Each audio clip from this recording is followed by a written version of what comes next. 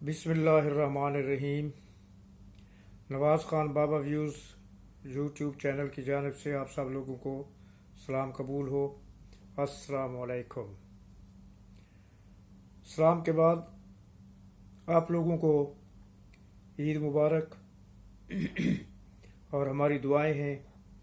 कि हमेशा आपको मज़ीद बहुत सारी ईदें और ईद की खुशियाँ नसीब हों। आमीन। हमें उम्मीद है कि आप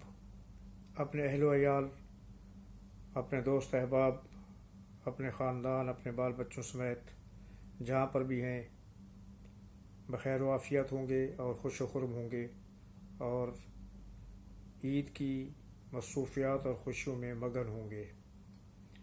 हमारी दुआ है कि अल्लाह ताला आपकी ये खुशियाँ ता देर सलामत रखे और उनमें मज़ीद इजाफ़ा फरमाए। आमीन। वीडियो में आगे बढ़ने से पहले हमेशा की तरह आपसे रिक्वेस्ट है कि आप हमारा चैनल सब्सक्राइब ज़रूर करें और सब्सक्राइब करने के बाद बेल आइकॉन के बटन को भी प्रेस करना ना भूलिएगा ताकि हमारी हर आने वाली वीडियो की नोटिफिकेशन आपको बर वक्त मिल सके और आप वीडियो देखकर उससे उस मालूमात से इस्तिफ़ादा हासिल कर सके। मज़ीद ये कि आप अगर कमेंट्स देना चाहें तो कमेंट्स में आप जो भी लिखना चाहते हैं लिख सकते हैं और हमारी कोशिश होगी कि फ़र्दन उन कमेंट्स के जवाब आप लोगों को दिए जाएं। शुक्रिया। आज का वीडियो और मेरे वीडियो का मौजू सुप्रीम कोर्ट की वो समाअत है जो इमरान खान के वकील एतजाज़ एहसन और लतीफ़ खोसा ने पिटीशन दायर की थी सुप्रीम कोर्ट में 9 मई के वाक़यात के नतीजे में सिविलियन का जो कोर्ट मार्शल या सिविलियन का जो ट्रायल होगा मिलिट्री कोर्ट्स में उसके ख़िलाफ़ पिटीशन ये दायर की गई थी कि मिलिट्री कोर्ट्स में सिविलियन का ट्रायल नहीं हो सकता। उस दरख्वास्त की सुनवाई फौरी तौर पर सुप्रीम कोर्ट में हुई और हस्ब रिवायत बंदियाल ग्रुप बहुत ही ज़्यादा जोश व खरोश से और बहुत ज़्यादा एक्टिवनेस दिखा रहे थे, लेकिन उनके गुब्बारे से हवा उस वक्त निकल गई जब आइंदा आने वाले चीफ जस्टिस जनाब काजी फैज़ ईसा साहब ने उस बेंच को ही गैर कानूनी करार दे दिया और उसके साथ ही साथ एक और सीनियर 3 जज जो काजी फैज़ ईसा के बाद दूसरे नंबर पर हैं उन्होंने भी उनके एक एक लफ्ज़ की तायीद की। उसका नतीजा ये हुआ कि वो बेंच टूट गया और उसके बाद 7 रुकनी बेंच 7 जजेस पर मुश्तमिल एक और बेंच मुकर्रर कर दिया गया समाअत के लिए। समाअत शुरू हुई, 2 दिन समाअत चलती रही और उसके बाद फिर अटॉर्नी जनरल साहब की तरफ से मंसूर अली ख़ान जो जस्टिस हैं उनके ऊपर एक इतराज़ उठाया गया कि उनकी रिश्तेदारी है एक और जज के साथ, तो जिसकी वजह से उन्होंने भी केस सुनने से माज़रत कर लिया और उन्होंने अपने आप को उस बेंच से अलग कर लिया। उसके बाद 6 जस्टिस जो है ना उसमें जजेस बच गए। उन्होंने समाअत शुरू की, बड़ी तूफ़ानी और हंगामा खेज समाअत रही जिसमें अटॉर्नी जनरल साहब ने जस्टिस साहबान के पूछे गए सवालात का तिया पाँचा कर दिया और उनके हर सवाल का जवाब देकर उनको बगलें झांकने पर मजबूर कर दिया। उसके बाद एक और जज साहब हैं याजा अफरीदी साहब, उन्होंने भी अपना अलग एक नोट लिख दिया है। तो इस तरह अब ले दे के बाकी वही 5 हम ख्याल अरकान जो हैं जजेस वही बाकी रह जाते हैं। लेकिन जो ये सोचा जा रहा था या उस मिलिट्री कोर्ट्स के ख़िलाफ़ दरख्वास्त देकर جو لوگ خوشگمانیوں میں خوشگمانیوں میں تھے، یا ان کی یہ امید تھی یا ان کی یہ آس تھی، بلکہ یقین کی حد تک وہ یہ سمجھ رہے تھے، ان کو یہ خوش فہمیاں تھیں کہ فوری طور پر ہی ان کورس کے خلاف اسٹے آرڈر مل جائے گا اور ان کورس کی تشکیل پر پابندی لگ جائے گی، اور عدلیہ کے فیصلے تک ان کورس میں کوئی ٹرائل نہیں ہوگا۔ تو ان کی یہ خوش فہمیاں بہت جلدی غلط فہمی میں بدل گئیں، اور ان کی خوش فہمیوں کا نتیجہ کچھ اچھا نہیں نکلا، کیونکہ چیف جسٹس صاحب نے 2 دفعہ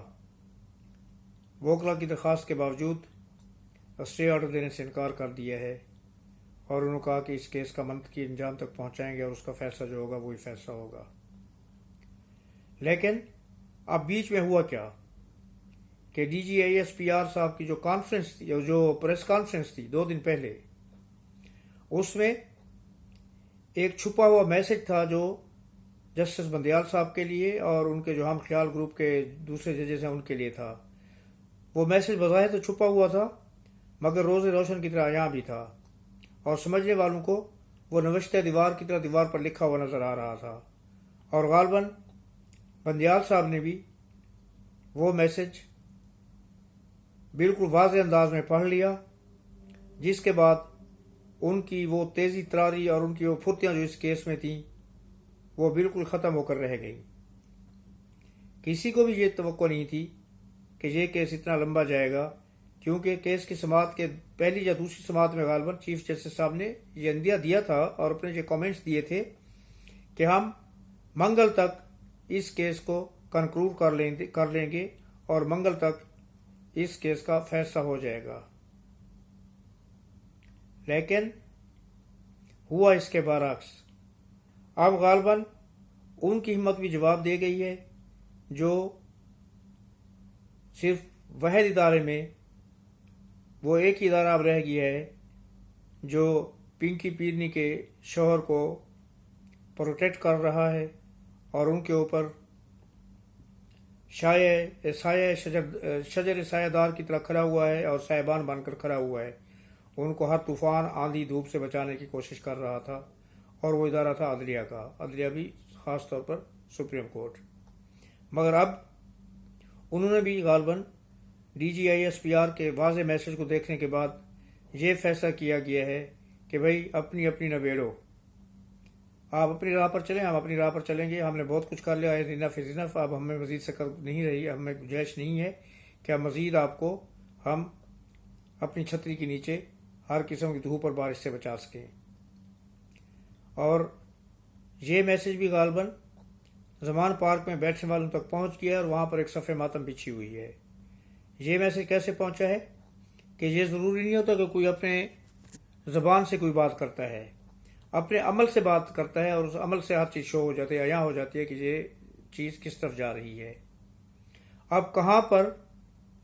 تو وہ سماعت جو کہ منگل یا پیر یا منگل کو کنکلوڈ ہونے کے لیے جا رہی تھی، اب اس کو تاحکم ثانی اس سماعت کو معطل کر دیا گیا ہے، اور عدلیہ میں بھی چھٹیاں ہو گئی ہیں۔ اب چھٹیوں کے بعد کیا ہوتا ہے یہ بھی ہم لوگ اندازہ لگا سکتے ہیں، اور آپ بھی اندازہ لگا سکتے ہیں کہ اب سپریم کورٹ فیز 7 کی طرف جا رہی ہے، اور وہ کچھ کیا کریں گے کہ 2-4 انسٹرکشن دے دیں گے، کچھ ڈائریکشن دے دیں گے، اور ملٹری کورٹس کو کام کرنے کی اجازت مل جائے گی، اور وہ ڈائریکشن یا وہ ہدایات جو ہوں گی وہ صرف شوئی کے لیے اور فیز 7 کے لیے ہوگی۔ ادروائز ان کو پتہ ہے کہ اگر انہوں نے ملٹری کورٹس کے خلاف بھی فیصلہ دیا تو حکومت اس فیصلے کو قطعی قبول نہیں کرے گی۔ اس کی وجہ یہ ہے کہ آلریڈی سینئر 3 ججز جو ہے وہ اس بینچ کو ہی غیر قانونی قرار دے چکے ہیں، تو جب بینچ ہی غیر قانونی ہے پھر اس کے فیصلے کو کیسے قانونی تسلیم کیا جا سکتا ہے۔ یہی وجہ ہے کہ چیف جسٹس صاحب نے اس کیس کی جو ہیئرنگ تھی، جو سماعت تھی، وہ غیر معینہ مدت انڈیفینٹ ٹائم آف پیریڈ کے لیے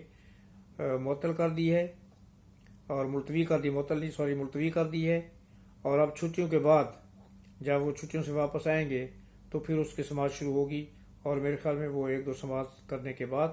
اس کا فیصلہ ہو جائے گا۔ اور فیصلہ کیا ہوگا وہ میں آپ کو ابھی بتا چکا ہوں کہ اب وہ گنجائش باقی نہیں رہی۔ اگر کسی کے ذہن میں یہ خوش فہمیاں یا غلط فہمیاں یا خوش گمانیاں تھیں کہ فیصلہ ہمارے حق میں ہوگا، اور یہ جو لطیف کھوسہ صاحب اور اعتراض احسن صاحب یہ پتہ نہیں ہوا کے گھوڑے پر بیٹھ کے اڑتے ہوئے چلے جا رہے تھے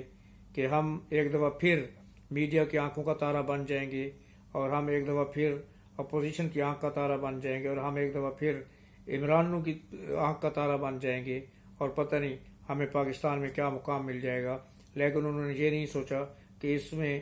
عزت سادات بھی گئی۔ اس عمر میں آ کے انہوں نے اپنے منہ کے اوپر جو سیاہی ملی ہے، میں کالا کا لفظ استعمال نہیں کروں گا، شاید غیر پارلیمانی لفظ نہ ہو، تو انہوں نے اپنے چہرے پر جو سیاہی ملی ہے اس عمر میں آ کے، اس نے ان کی ماضی کی تمام جو کیا کرایا تھا اس کے اوپر پانی پھیر دیا ہے۔ مجھے یہ سمجھ نہیں آتی کہ اس عمر میں آ کے ان لوگوں کی کیا سوچی کہ اس پارٹی کے خلاف، اس کی پالیسی کے خلاف یہ چل پڑے جس پارٹی نے انہیں سیاست میں جنم دیا۔ انہوں نے سیاسی جنم اسی پارٹی میں، پیپلز پارٹی میں لیا تھا، اور انہوں نے ان کو کیا کچھ نہیں دیا۔ لطیف کھوسہ صاحب کی اوقات کیا تھی؟ ایک وکیل ہی تھے، اور اب اس پارٹی نے ان کو پارٹی کا سیکرٹری بنایا، پنجاب کا صدر بنایا، ان کو سینیٹر بنایا، ان کو وزیر بنایا، ان کو غالباً